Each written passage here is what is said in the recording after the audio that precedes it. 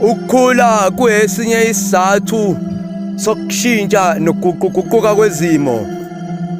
Abancane kabalinganiswa nabadala kabahlaliswa nabancane, kepha abancane bahlaliswa nalaba sebekhulile ukuze laba sebekhulile bezokwazi ukubakhulisa. Babakhulisa ngokubacathulisa ngalesikhathi bona bengakakwazi ukuhamba nokuzithathela uhambo lude bebodwa bebanjwa ngesandla bekwaliswa nemfula emncane nemkhulu baze badedelwe bakwazi ukuzibhukudela baze baphume bayobhukuda behamba bodwa bengashongo nasekhaya. Ngokunjalo noma sebekhuziwe ukuthi yekani manje bantwana ukubhukuda, kepha bona baqhubeke khona kunjalo ngoba sebebuzwile ubumnandi bakubhukuda kulesa siziba lokhu kuhamba kwabantwana. Bahamba abantwana ngisho sebengasacelanga ngoba lokhu mekungukukhula. Ukukhula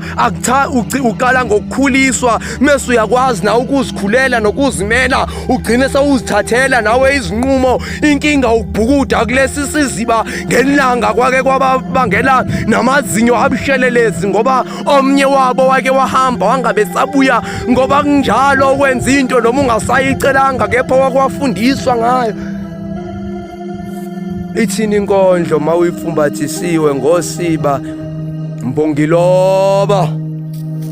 Luthini usiko lwezimbongi? Imbhalobhalo iyakhula imvunge iyavunguza ngobuciko, imbongi ziyacikoza. Woza mAfrika uzolalela.